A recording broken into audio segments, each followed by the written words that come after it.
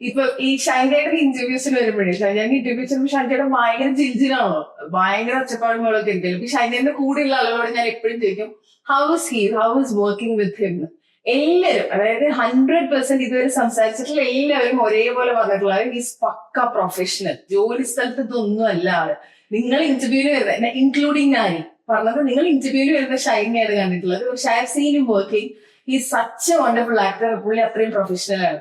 As A പേഴ്സണും ഈ ഒരു ചേഞ്ചിന് മുന്നേയും ശേഷവും ഷൈൻചേട്ടനെ അറിയാവുന്ന ഒരാളെന്ന രീതിയിൽ ഹൗ ഡസ് ഇറ്റ് ഫീൽ? അതായത് ഇപ്പോഴത്തെ ഷൈൻ ടോം ചാക്കോനെ കാണുമ്പോൾ.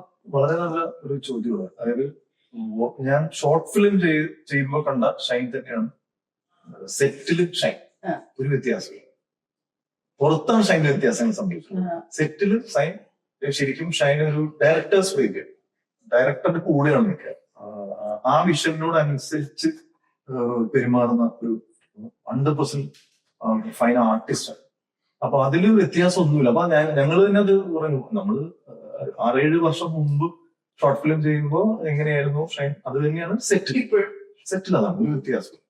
ഷോർട്ട് കഴിഞ്ഞാൽ അവനവന്റെ ഷോർട്ട് കഴിഞ്ഞാൽ അവനവന്റെ പൊസിഷൻ മാറി അടുത്ത കാര്യങ്ങളിലേക്ക് വളരെ അനുസരണയുള്ള ഒരു ആർട്ടിസ്റ്റാണ്. അത് അനുസരണ ആണോ അതിന്റെ പേര് എനിക്കറിയാം. അത് പ്രൊഫഷണലിസം. പിന്നെ ഈ കാസ്റ്റിംഗില് അതൊരു ഭയങ്കര ട്രിപ്പാണ്. എനിക്ക് ഈ കാസ്റ്റിംഗിൽ നടക്കുന്നതാണ് ആകെ സംവിധായകൻ അവിടെ വെച്ച് കിട്ടുന്ന ഒരു കാര്യം. ബാക്കിയെല്ലാം നമ്മൾ ഡിസൈഡ് ചെയ്തു, നമ്മൾ തന്നെ തീരുമാനിച്ചു. അവിടെ ബാക്കിയെല്ലാം നമ്മൾ തന്നെ തീരുമാനിച്ച് അതിനനുസരിച്ച് എല്ലാവരും ക്രിയേറ്റ് ചെയ്തു. പക്ഷെ ഇവര് അവിടെ വെച്ച് തരുന്നതാണ് നമ്മളുടെ ഒരു കയ്യില്. അപ്പൊ അവര് അവിടെ നിന്ന് തരുന്നത് പരമാവധി ആസ്വദിച്ചതാണ്. ഇപ്പൊ എനിക്ക് തോന്നുന്നു ആദ്യത്തെ സിനിമയില് സുരാജേട്ടന്റെയും സൗബിന്റെയും കൂടെയൊക്കെ നമുക്ക് വർക്ക് ചെയ്തപ്പോ കിട്ടിയിട്ടുള്ള എക്സ്പീരിയൻസ്, പിന്നെ ആ സിനിമയിൽ സുരാജേട്ടൻ സ്റ്റേറ്റ് അവാർഡ് കിട്ടുക, അതൊരു ഭാഗ്യമാണ്. അപ്പൊ അങ്ങനെ ആ ഒരു പെർഫോമൻസ് ഓറിയന്റേഷൻ സിനിമയിൽ ആദ്യ സിനിമയിൽ തന്നെ ഓർഗാനിക് ആയിട്ട് സംഭവിച്ചതുകൊണ്ടും അടുത്ത സിനിമ ചെയ്യുമ്പോൾ ഒബ്വിയസ്ലി ഞാൻ ശ്രമിക്കുന്നത് പെർഫോമൻസ് ഓറിയന്റഡ് ആയിട്ട് സിനിമ തന്നെ ആയിരിക്കണം എന്ന് നിർബന്ധിച്ചു.